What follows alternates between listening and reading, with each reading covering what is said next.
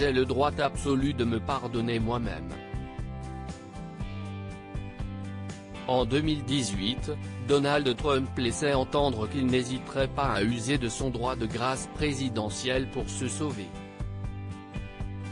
À quelques jours de sa passation de pouvoir avec Joe Biden, le 45e président des États-Unis pourrait bien vouloir s'auto-pardonner. En pleine polémique pour avoir galvanisé ses partisans qui ont envahi le Capitole il y a quelques jours, Donald Trump aurait évoqué cette possibilité auprès de son entourage depuis l'élection du 3 novembre dernier. Dans plusieurs conversations intervenues après l'élection présidentielle, Donald Trump a déclaré à des conseillers qu'il songeait à s'accorder le pardon présidentiel et a demandé quels en seraient les effets sur lui légalement et politiquement, selon ces deux personnes, écrivait le New York Times. Mais en a-t-il le droit ? En réalité, il a tort, a expliqué Jean-Éric Brana, docteur en civilisation américaine, dans les colonnes du Parisien. Dans le droit, un principe fait valoir qu'on ne se juge pas soi-même, seul un juge peut le faire.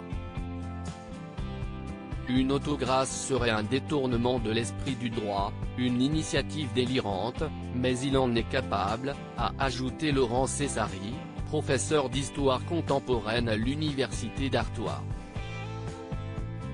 Et le site du département de justice américain, le texte publié en 1974 est pour le moins clair. En vertu de la règle fondamentale selon laquelle nul ne peut être juge dans son propre cas, le président ne peut se pardonner, peut-on lire. Donald Trump ne peut donc pas utiliser son droit de grâce pour lui-même.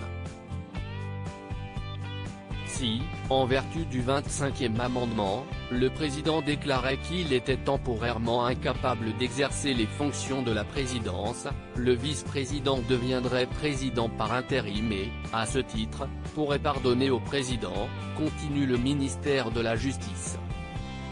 Par la suite, le président pouvait démissionner ou reprendre ses fonctions. S'il n'a pas souvent usé ce droit de pardon présidentiel, Donald Trump l'a utilisé à plusieurs reprises ces derniers mois pour gracier ses proches et d'anciens collaborateurs. Donald Trump destitué avant de quitter la Maison-Blanche, il a notamment gracié son ancien directeur de campagne, Paul Manafort, et son ancien conseiller Roger Stone, tous les deux mis en cause dans l'enquête sur les soupçons d'ingérence russe pendant l'élection présidentielle de 2016. Donald Trump a également pardonné Charles Kushner, le père de son gendre, condamné pour malversation fiscale en 2004. À quelques jours de la fin de son mandat, Donald Trump est au cœur d'une tempête. Les élus démocrates ont déposé ce lundi 11 janvier à la Chambre des représentants une demande de destitution. La complicité des républicains met en danger l'Amérique, sape notre démocratie et cela doit cesser, a écrit dans un communiqué Nancy Pelosi, la présidente démocrate de la Chambre des représentants, qui a accusé Donald Trump d'avoir incité une insurrection meurtrière contre l'Amérique. Notre prochaine étape consistera à avancer vers un vote dans l'hémicycle sur l'acte d'accusation, a-t-elle poursuivi. La menace que le président Trump fait peser sur l'Amérique est urgente, et nos actes le seront aussi.